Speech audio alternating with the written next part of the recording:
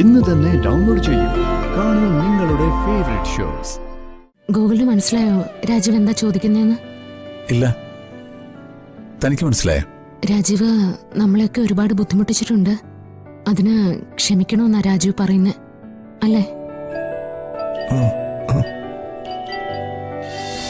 സച്ചിയും കുടുംബവും അനുഭവിച്ച എല്ലാ കണ്ണുനീരിനും സങ്കടങ്ങൾക്കും നിങ്ങള് മറുപടി പറയേണ്ടി വരും. മറുപടി പറയിക്കും ഞാൻ. നിന്റെ ഈ തിളപ്പ് എവിടെ എത്താൻ പോകുന്നില്ല. ആലോചിക്ക്, എന്റെ മുന്നറിയിപ്പ് അവഗണിച്ച നഷ്ടപ്പെടുന്നത് നിന്റെ ജീവനായിരിക്കും. അത് സച്ചിക്ക് വേണ്ടിയാണെങ്കിൽ ഞാൻ അങ്ങ് സഹിച്ചു. ഇനി വരുന്നതൊക്കെ അനുഭവിക്കാൻ നീ തയ്യാറായിക്കോ. കാണാം നമുക്ക്. ശരി, കാണാം.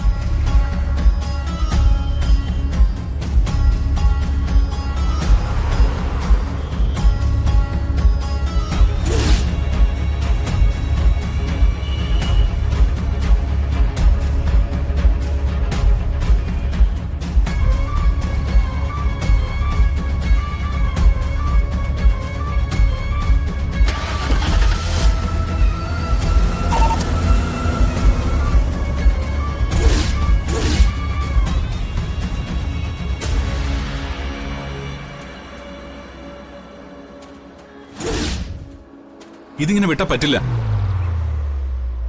വക്കീലിനെ പോലും ഭീഷണിപ്പെടുത്താൻ മാത്രം അവക്ക് അത്രയ്ക്ക് ധൈര്യം. വക്കീൽ വന്നേ, അവളുടെ വീട്ടിൽ പോയത് ചോദിക്കണം. സച്ചി ബഹളം വെക്കാതെ ഞാൻ പറയുന്നൊന്ന് കേക്ക്. എനിക്കിനി ഒന്നും കേൾക്കണ്ട. ഇതിനുള്ള മറുപടി അവക്ക് കൊടുത്തേ പറ്റൂ. വക്കീൽ വാ. സച്ചി,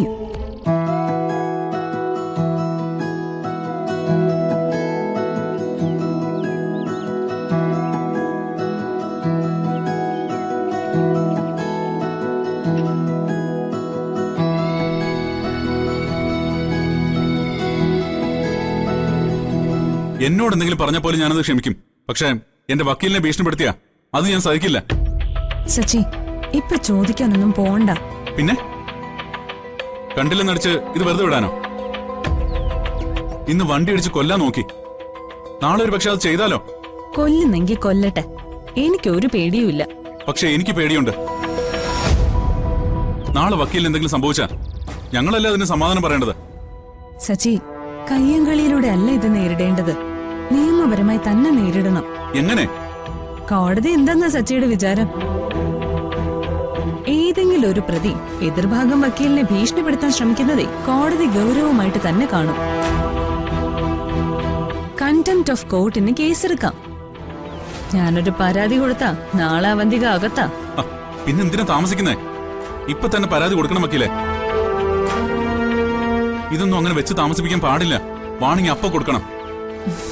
ഓരോന്നിനും അതിൻ്റെതായ സമയമുണ്ട് സച്ചി.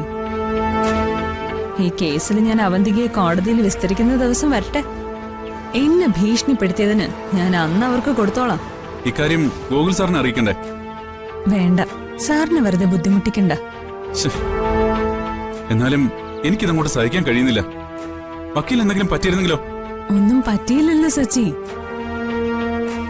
അവരെന്ത് അഭ്യാസവും കാണിച്ചോട്ടെ, എനിക്ക് ഒരു പേടിയില്ല. കാരണം സച്ചി എന്റെ കൂടെ ഉണ്ടല്ലോ. സച്ചി വിഷമിക്കണ്ട. അവന്തിക കോടതിയിൽ വരട്ടെ. അഡ്വക്കേറ്റ് ആരതി ആരാണെന്ന് ഞാൻ അവർക്ക് കാണിച്ചു കൊടുക്കാം.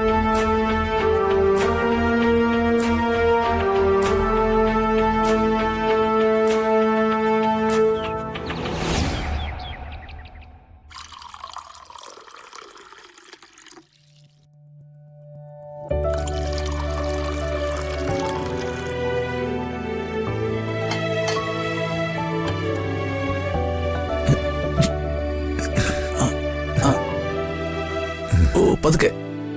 ഇത് അളിയുന്ന ഓക്കെയാണോ? വിഷമിക്കണ്ട, എല്ലാം ശരിയാവും.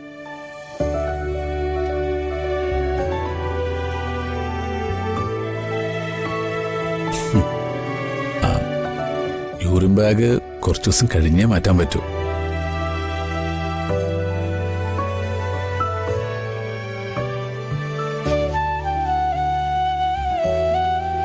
ഇനി അത്യാവശ്യം ഉണ്ടെങ്കിൽ ഡോക്ടർ ഒന്ന് നോക്കാന്ന് പറഞ്ഞിട്ടുണ്ട്. എന്തായാലും ആശുപത്രിയിലെ കഷ്ടപ്പാട് കഴിഞ്ഞല്ലോ. ഇവിടിപ്പോ രാജീവിനെ നോക്കാൻ ഞങ്ങൾ എല്ലാവരും ഉണ്ട്.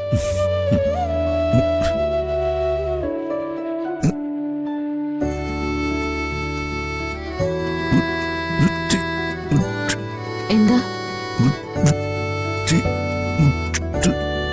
ഈ അവസ്ഥയില് രാജീവ് നമുക്കൊരു ബുദ്ധിമുട്ടായോന്നാ രാജീവ് ചോദിക്കുന്നത്. അല്ലേ രാജീവേ? അതിനെക്കുറിച്ചൊന്നും രാജീവ് ഇപ്പൊ ആലോചിച്ച് ടെൻഷൻ ആവണ്ട. ഇതിപ്പോ രാജീവിനെ കൂടി കുടുംബം. ഒരു കുടുംബത്തിലെ ആർക്കെങ്കിലും ഒരാൾക്കൊരു അപകടം സംഭവിച്ചാ അവരെ നോക്കേണ്ടതും സംരക്ഷിക്കേണ്ടതും ഒരു കുടുംബത്തിന്റെ ഉത്തരവാദിത്വം.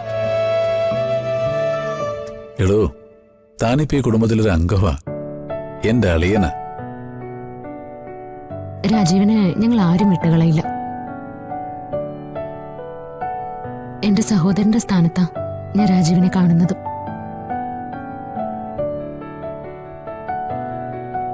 ഗൂഗിൾ ദാ, കൊടുക്ക. അളിയൻ ചായ കുടിച്ചേ.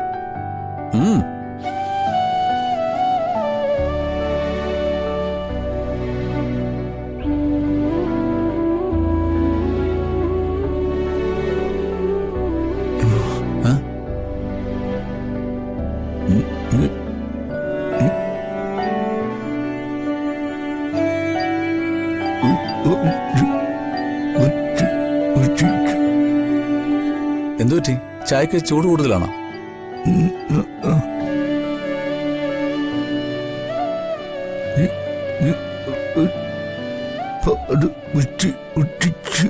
ഗൂഗിളിന് മനസ്സിലായോ രാജീവ് എന്താ ചോദിക്കുന്നതെന്ന്? ഇല്ല, തനിക്ക് മനസ്സിലായോ? രാജീവ് നമ്മളെയൊക്കെ ഒരുപാട് ബുദ്ധിമുട്ടിച്ചിട്ടുണ്ട്. അതിന് ക്ഷമിക്കണമെന്നാ രാജീവ് പറയുന്നേ, അല്ലേ?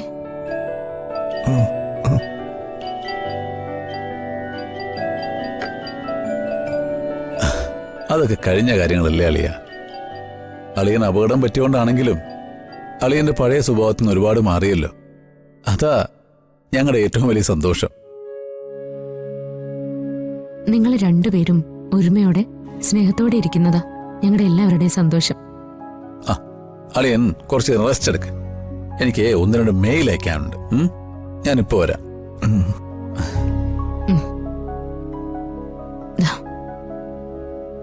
ശരിയെന്നാ. അടുക്കളയില് കുറച്ച് പണി എനിക്കുണ്ട്. ഞാൻ ശിശിരേച്ചി ഇങ്ങോട്ട് പറഞ്ഞു വിടാം.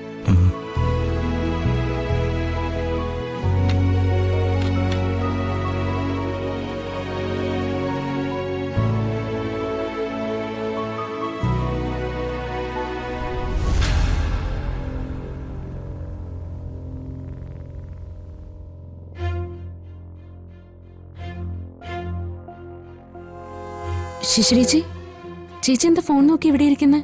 അകത്തേക്ക് ചെല്ലേ. ഓ, എനിക്കിങ്ങ് വയ്യ അവിടെ പോയിരിക്കാൻ.